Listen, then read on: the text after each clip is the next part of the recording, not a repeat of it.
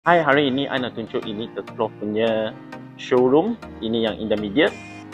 So dia ada saiz 20 kali 97. View up adalah 1971 square feet, 4 bilik, 3 bilik air punya. So ini bawah punya bilik, suppose. So ini bilik air. So dia punya living hall banyak luas. So untuk dapur pun banyak besar juga.